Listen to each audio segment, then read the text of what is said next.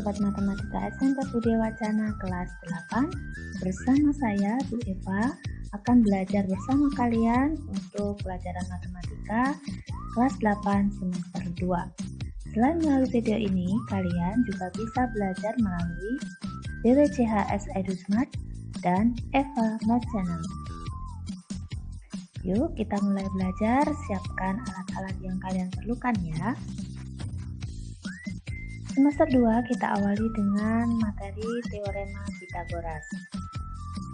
Setelah mengikuti video ini diharapkan kalian bisa memahami Teorema Pythagoras dan memahami triple Pythagoras.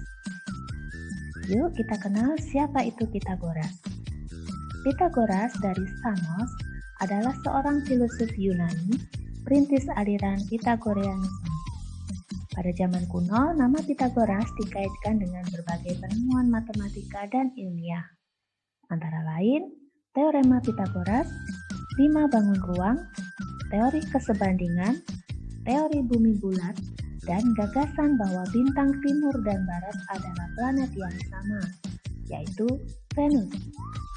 Konon ia juga adalah seorang pertama yang menyebut dirinya sebagai filosof dan membagi dunia menjadi 5 zona iklim. Salah satu filosofi dari Pythagoras yaitu, jika engkau tidak sanggup menahan lelahnya belajar, maka engkau harus menanggung pahitnya kebodohan. Nah, di sini diharapkan kalian tidak lelah untuk belajar ya anak-anak. Nah, sekarang kita akan mengenal Teorema Pythagoras. Teorema Pythagoras berlaku pada segitiga siku-siku. Segitiga siku-siku adalah segitiga yang memiliki satu sudut 90 derajat atau sudut siku-siku. Nah, di sini unsur-unsurnya antara lain hipotenusa atau sisi miring dan sisi-sisi siku-siku.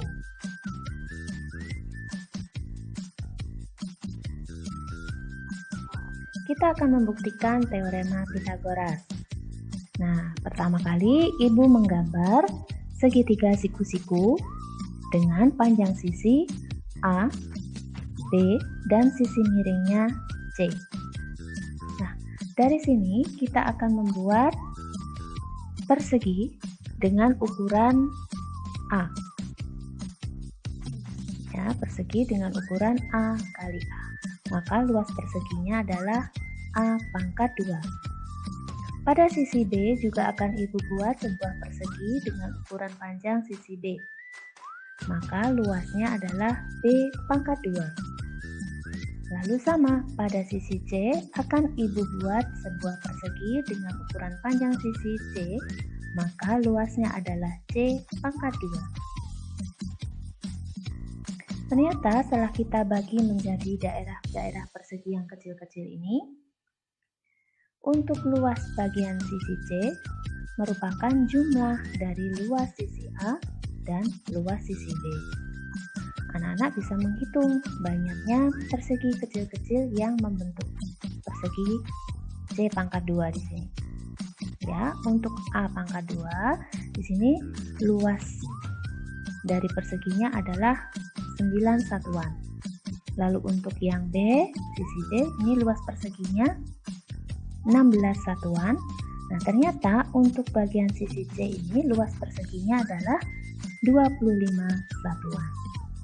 Nah, bunyi Teorema Pythagoras adalah luas daerah persegi dengan panjang sisi C sama dengan jumlah luas daerah persegi dengan panjang sisi A dan B. Kalau kita buat simbol seperti ini, C pangkat 2 sama dengan A pangkat 2 ditambah B pangkat 2. Kalau teman-teman mau menghitung sisi A, bisa kita hitung dengan cara C pangkat 2 dikurangi B pangkat 2. Begitu juga untuk sisi B, bisa kita hitung dengan C pangkat 2 dikurangi A pangkat 2. Tentunya dengan catatan bahwa C merupakan sisi miring, A dan B merupakan sisi siku-siku. Sekarang kita coba memperhatikan contoh berikut ini ya. ada segitiga ABC yang siku-siku di titik A.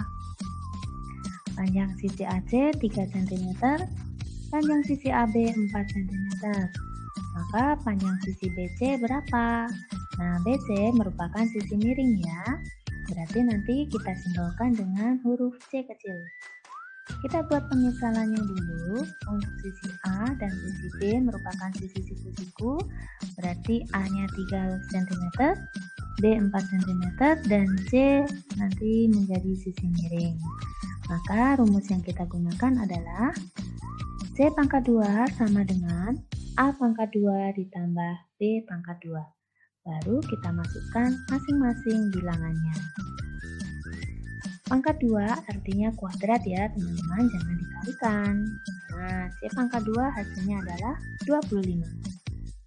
Ini masih C pangkat 2 ya, padahal pertanyaannya berapakah C? Berarti kebalikan dari pangkat 2 adalah akar pangkat 2 atau akar. Nah, 25-nya kita akar dulu nih. Hasilnya adalah 5. Maka panjang sisi miring dari segitiga ABC atau panjang sisi BC adalah 5 cm. Udah ya? Oke. Berikutnya kita akan membahas tentang triple Pythagoras. Triple Pythagoras adalah bilangan-bilangan asli, ada 3 bilangan asli yang memenuhi teorema Pythagoras. Nah, disebut triple Pythagoras. Contohnya seperti ini, ada bilangan A, bilangan B, dan bilangan C, yang masing-masing merupakan panjang dari sisi segitiga siku-siku. Nah, di sini A-nya sepanjang 3 satuan ya, B sepanjang 4 satuan, dan C sepanjang 5 satuan. Bilangan 3, 4, dan 5 kita masukkan dalam teorema Pythagoras. C pangkat 2 sama dengan A pangkat 2 ditambah B pangkat 2. Ingat, C merupakan sisi terpanjang, jadi C adalah sisi miring. Nah, jika bilangan-bilangan 3, 4, dan 5 ini, maka itu disebut triple Pythagoras.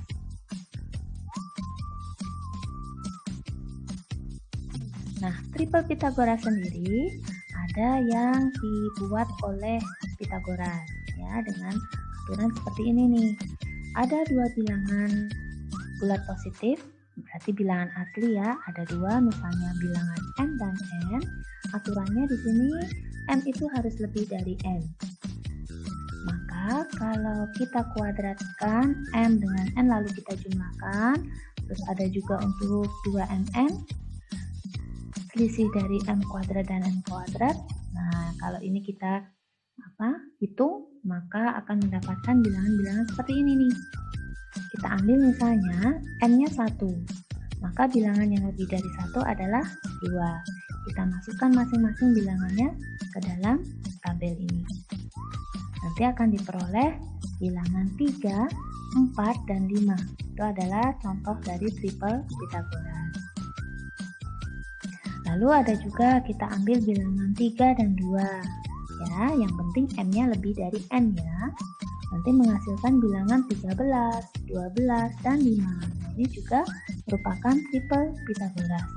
Dan seterusnya, kalian bisa membuat bilangan M dan N-nya sendiri dengan catatan yang tadi M dan N harus lebih dari 0 atau bilangan positif, dan M itu harus lebih dari N. Nanti kalian akan menemukan triple Pythagorasnya. Nah, ini metode dari Pythagoras itu sendiri.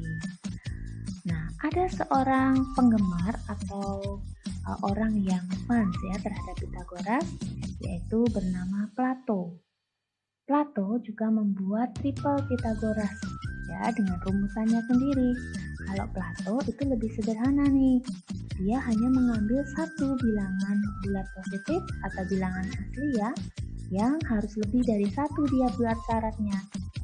Terus dia membuat rumusan seperti ini. Ada 2M, M pangkat 2 dikurangi 1, dan M pangkat 2 ditambah 1. Kita masukkan dalam tabel. Karena M yang dikehendaki harus lebih dari 1, maka mulai dari 2 ya. Ternyata setelah dimasukkan dalam rumusan-rumusan ini, akan mendapatkan triple Pythagoras juga. Ya, di sini adalah triple Pythagoras yang menggunakan metode dari Plato. Nah, anak-anak bisa melanjutkan sendiri nih. Jadi di sini berapa bilangannya berapa? Ini mendapatkan triple Pythagorasnya ya juga berapa?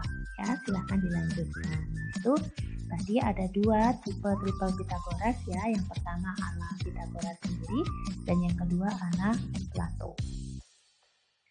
Nah, sekarang kita coba ya, tentukan panjang sisi yang ketiga. Nah, ini berarti kita latihan untuk menerapkan teorema Pythagoras.